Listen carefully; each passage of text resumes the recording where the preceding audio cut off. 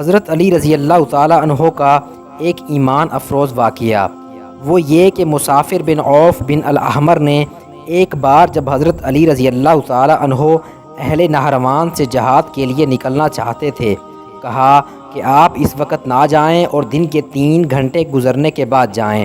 حضرت علی نے پوچھا کہ کیوں؟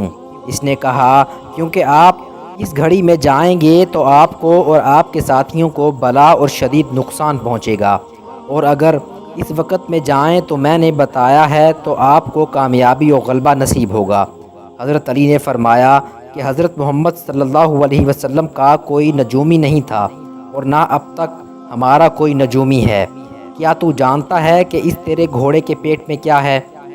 اس نے کہا ہاں، اگر میں حساب لگاؤں تو جان لوں گا۔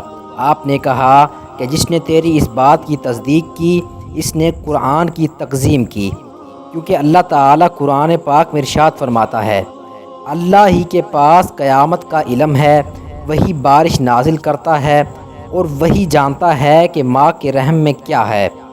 حضرت محمد صلی اللہ علیہ وسلم نے کبھی اس چیز کے جاننے کا دعویٰ نہیں کیا جس کا تو نے دعویٰ کیا ہے۔ کیا تو گمان کرتا ہے کہ تو اس گھڑی و وقت کو جانتا ہے جس میں سفر کرنے سے کوئی برائی لاحق ہوگی؟ اس نے کہا کہ ہاں۔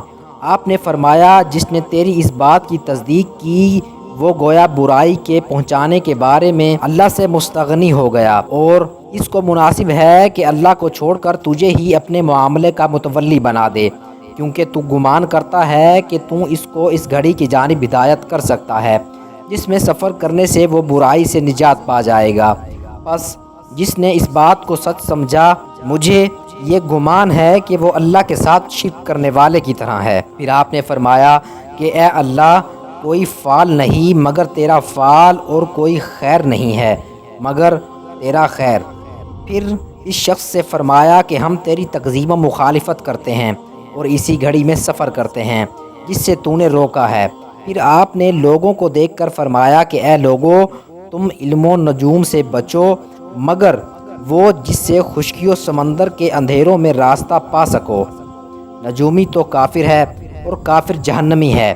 پھر اس شخص سے کہا اللہ کی قسم، اگر مجھے یہ بات پہنچی کہ تو علم و نجوم میں غور و فکر کرتا ہے اور اس پر عمل کرتا ہے تو میں تجھے تیرے یا میرے رہنے تک حبس دوام میں رکھ دوں گا، اور جتنا میرے بس میں ہے اس قدر تجھ کو بخشش سے محروم کر دوں گا۔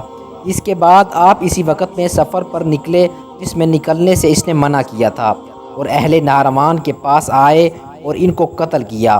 پھر فرمایا کہ اگر ہم اس وقت میں چلتے جس میں چلنے کا اس شخص نے حکم دیا تھا اور فتح و غلبہ پاتے تو کوئی کہنے والا یہ کہتا کہ اسی وقت میں چلے تھے جس میں چلنے کا نجومی نے حکم دیا تھا۔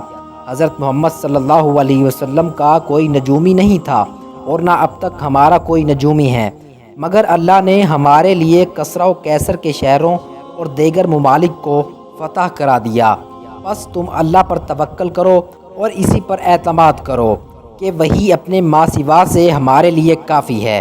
یہ ہے وہ توکل علی اللہ جو انسان کو معرفت خداوندی کے نتیجے میں حاصل ہوتا ہے، جس سے انسان یہ سمجھتا ہے کہ میرا پروردگار میرا کارساز حقیقی ہے، مجھے کسی فکر کی ضرورت نہیں۔ مزید اس طرح کے اسلامک واقعات دیکھنے کے لیے ہمارے چینل کو سبسکرائب کریں اور بیل آئیکن کے بٹن پر کلک کریں۔ شکریہ۔